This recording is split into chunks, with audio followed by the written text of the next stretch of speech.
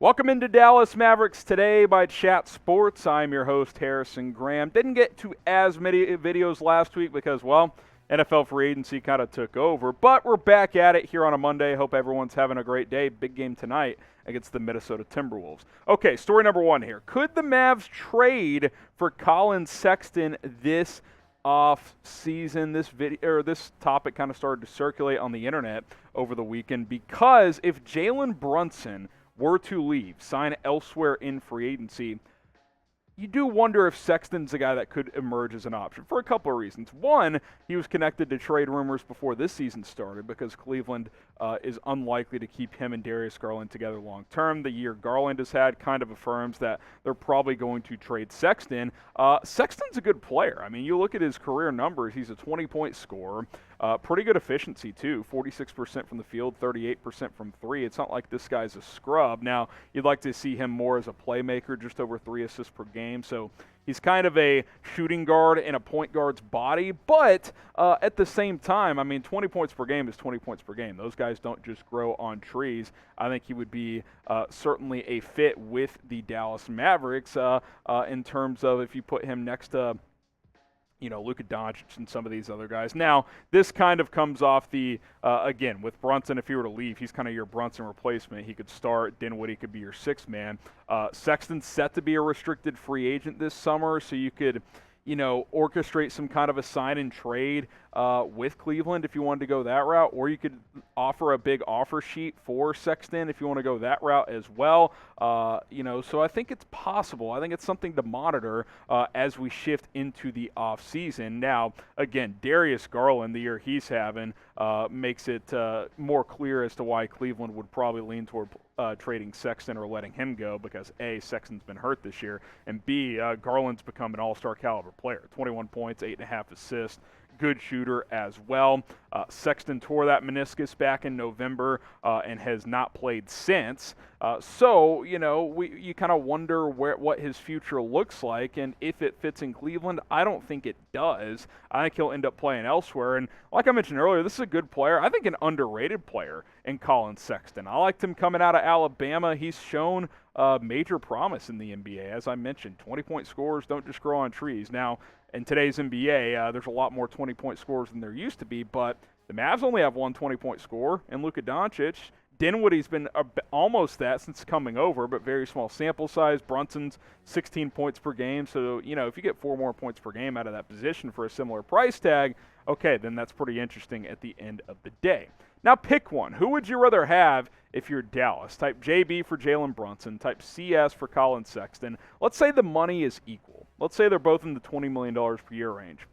I don't know. You know what you have in Brunson, and he continues to get better, but Collin Sexton's peaks have been higher than Jalen Brunson's. Type JB for Brunson. Type CS for Sexton. I think you could honestly lean either way here. MFFLs, let me know down in the comments.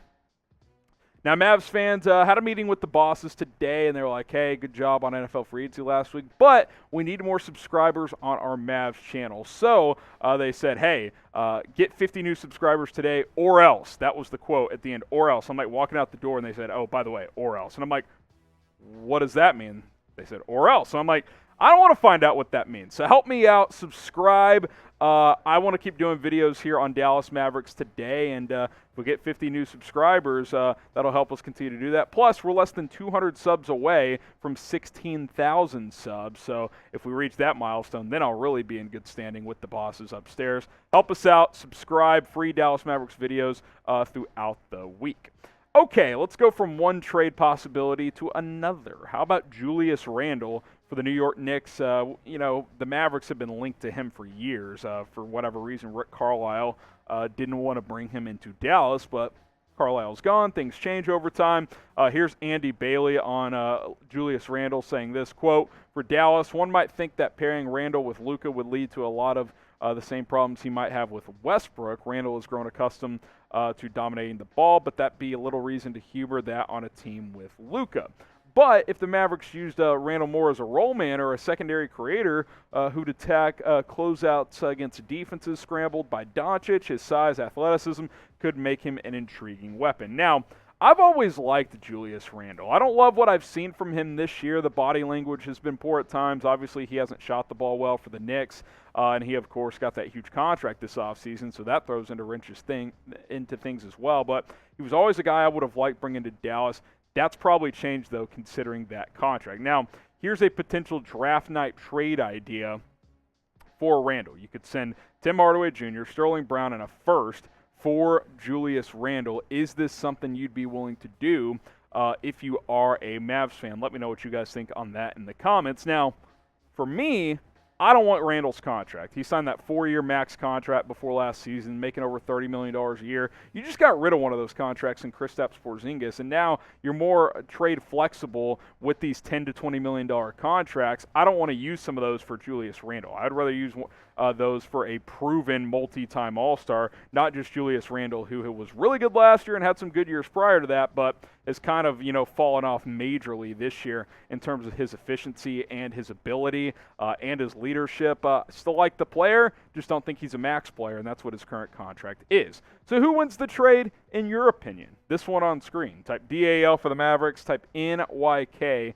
for the New York Knicks. I think the Knicks win it, quite frankly. They get out of Randle's contract, and they get to get a first-round pick as well. Let us know in the comments what you think, DAL for the Mavs or NYK for the Knicks.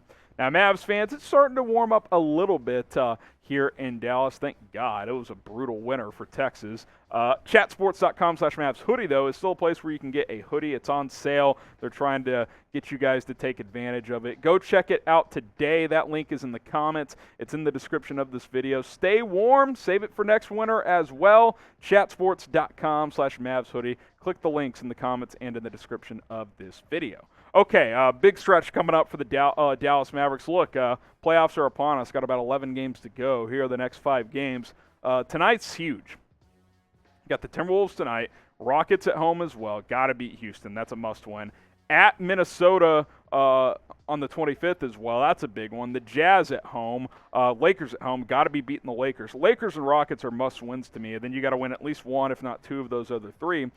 T-Wolves are red hot. They're now in the 6th seed in the West as we film this. The Jazz game is critical. You need to split Minnesota and beat the Jazz, I would say. Or beat the Timberwolves both games and lose the Jazz. You need to win 2 of those 3, in my opinion, because the Western Conference standings are getting pretty tight at the end of the day. So stay tuned. Big stretch. You don't want to fall to that 7 seed because you don't want to be stuck in that play-in tournament. How many wins will the Mavs end up with here in 2022? Let me know in the comments, and be sure to subscribe or else, because it'll allow me to do more videos. We'll see you soon here on Mavericks Today.